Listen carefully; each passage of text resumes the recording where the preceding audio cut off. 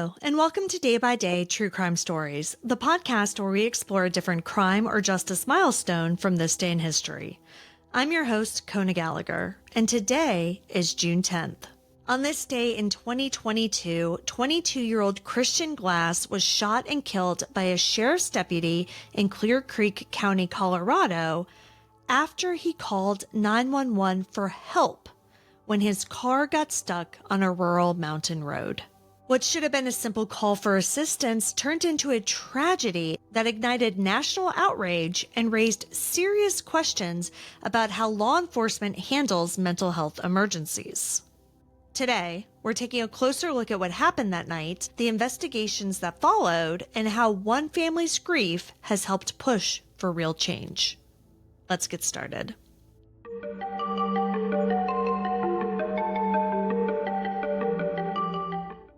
June 10th, 2022 was a quiet Friday night, and Christian Glass found himself stuck on a narrow dirt road near Silver Plume, Colorado. He was 22, kind-hearted, artistic, and deeply curious about the world. But Christian also struggled with anxiety and had been feeling off that night, so he decided to take a drive into the mountains to clear his mind. When his Honda Pilot became stuck on some rocks, he did what a lot of people would do. He called for help. At 11:21 p.m., Christian called 911 and was connected to a dispatcher. He said, quote, "Hi, my name is Christian Glass. My car is stuck in the middle of nowhere. I'm not in any danger, but I'm very afraid," end quote.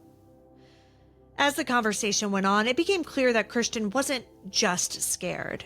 He was experiencing a mental health crisis.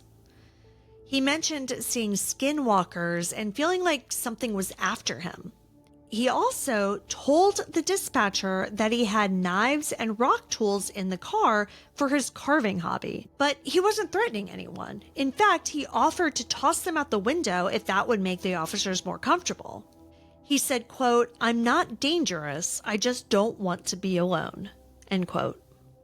But rather than sending trained mental health professionals, multiple law enforcement agencies responded to the scene. Soon, deputies and officers from various jurisdictions surrounded Christian's car. Christian stayed inside with the doors locked, scared and unsure of what was happening. From inside the vehicle, he made heart shapes with his hands, trying to show that he wasn't a threat. But instead of taking a step back, officers kept demanding that he get out. Christian didn't run. He didn't lash out. He just stayed in his car, terrified. What should have been a simple situation that was handled with care spiraled into a full-blown standoff. Christian was clearly afraid and repeatedly told officers that he didn't want to get out of the car because he didn't feel safe. But instead of listening, officers grew impatient.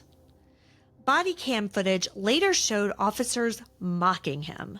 One said, quote, "He's just a little loony," end quote.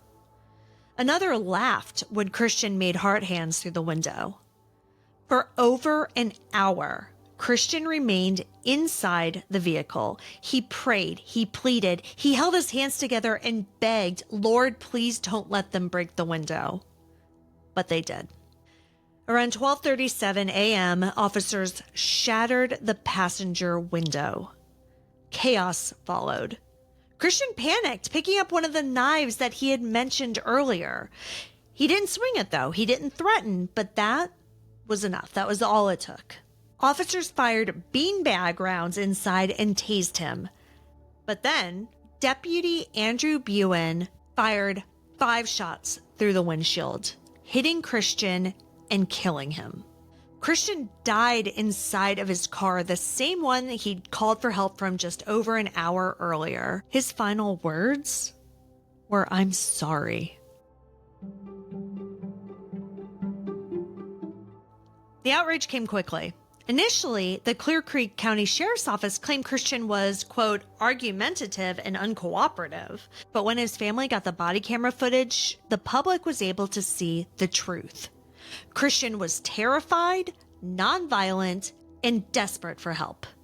In a rare move, charges were actually filed.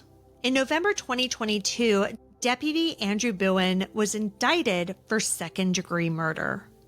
His supervisor, Sergeant Kyle Gould, who wasn't even at the scene but approved the decision to breach the car, was also charged.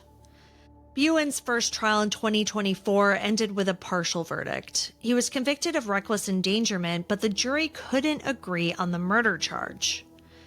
A retrial in early 2025 resulted in a conviction for criminally negligent homicide, a lesser charge, but a conviction nonetheless. Gould accepted a plea deal, lost his law enforcement certification, and issued a public apology. But Christian's parents, Sally and Simon Glass, said that the apology felt hollow. They had lost their only son.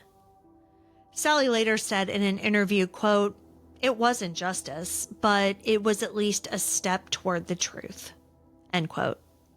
The Glass family also filed a civil suit seeking not just damages, but change.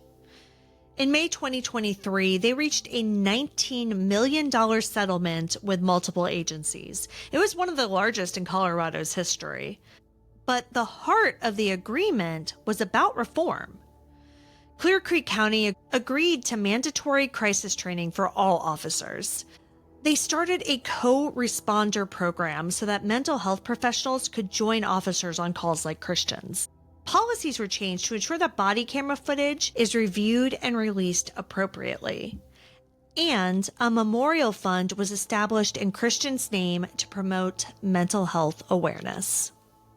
Sally and Simon Glass were involved in shaping these reforms. They didn't want their son to be remembered for how he died, but for how his story could help others. Of their efforts, his father said, quote, "Christian needed help, not bullets.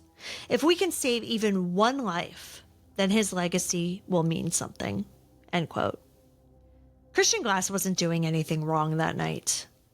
He wasn't a criminal. He wasn't violent. He was a young man in crisis who was reaching out for help. And because the right help never came, he died. His story has become a rallying cry, not just in Colorado, but across the country, for changing how we respond to mental health emergencies. It's led to policy changes, new training programs, and broader public awareness. But more than anything, it's a heartbreaking reminder of the cost of failure and of the human life that's behind every headline. Thank you for joining me on today's episode of Day by Day True Crime Stories. If you found Christian's story compelling, please subscribe, rate, and review this podcast. It'll help us grow. And be sure to join us again tomorrow as we explore another significant event in true crime history. Until then, stay safe and remember that behind every headline is a life worth remembering.